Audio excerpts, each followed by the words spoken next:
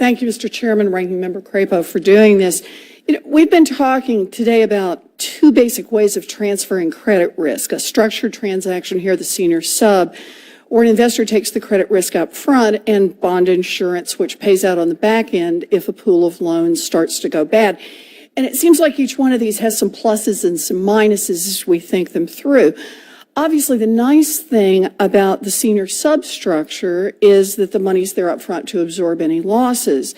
But from what I understand, that structure is incompatible with the TBA market. So if an investor is going to take on the credit risk of a pool of mortgages, they want to know exactly what the mortgages are that are in the pool. And of course, that can't happen in a TBA market. Is there anybody who disagrees with that? Okay, good. So we're all in the same place on that. Good. Well, I don't think the government should be standing behind structured transactions if those transactions don't work in a TBA market.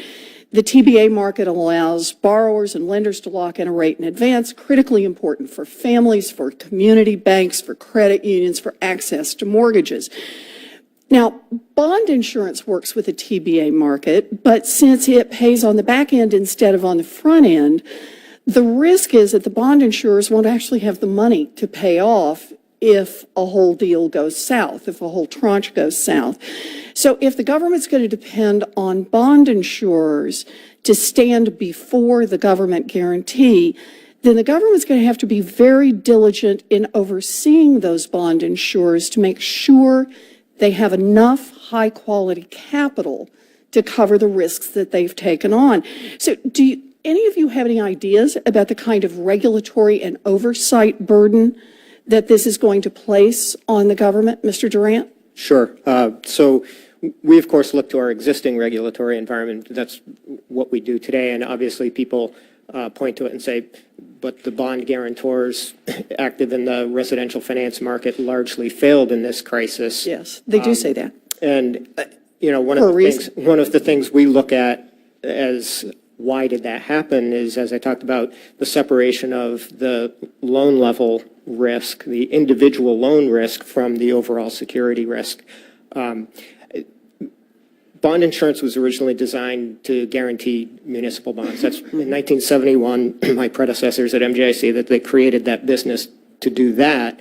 It was adapted for use in mortgage-backed security financing, and people didn't think a lot about the different loan level risks that are present on individual borrowers versus municipal bond that's backed by taxpayer funds, right? They're very different kinds of things. So first of all, this separation of the loan level risk from the security risk we think is a very important component of ensuring that the bond guarantor model is going to survive. Now, as I talked about in my testimony, right now, bond insurers, their insurance, it's regulated by state insurers. That's the way things work. And unless you want to make changes to McCarran-Ferguson, we kind of have to work within that construct. That said, I think particularly in the mortgage insurance industry, we have a very good example of how state regulation combined with federal oversight at FAO and now FHFA and Freddie Mac and Fannie Mae has worked quite well. And the fact is, 5 of the 8 mortgage insurers are still here, and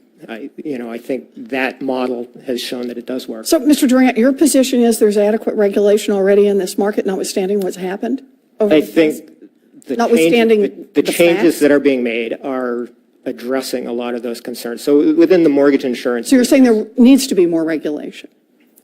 Different regulation, yes. All right. Mr. Bordia, did you want to add anything? I think there's just a couple of things that I wanted to add. So one, to the extent that you have bond guarantors guaranteeing some of these securities, either you want the capital that is standing behind sit in some separate reserve account or something like that.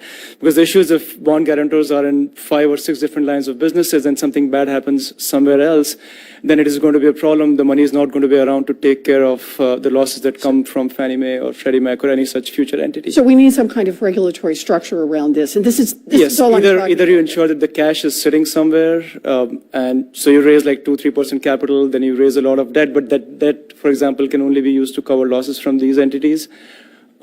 Or you just set aside money right up front to take care of these losses. So that brings me then to the final question and how these tie together, and that is there a viable alternative to the two approaches, structured deals and bond insurance.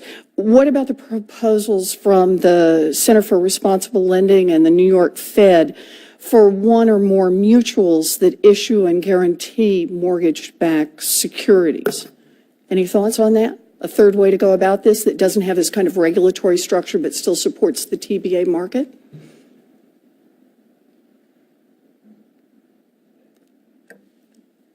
I think those still will require a regulatory environment of some kind. And really, for example, I'm more familiar with the New York Fed proposal.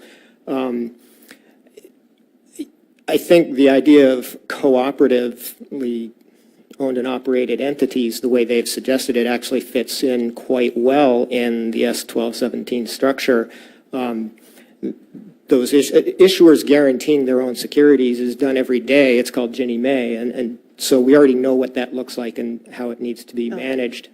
Although part of what we get, of course, in a mutual is that, in effect, they regulate each other. They become self-regulating instead of the If they're set catch correctly, right. me if you can of other forms of regulation. So thank you. I appreciate it, Mr. Chairman. You know, I think this is a really central question when it comes to housing finance. Who's going to take on the credit risk of all these mortgages? And it's really critical we get this right. So thank you.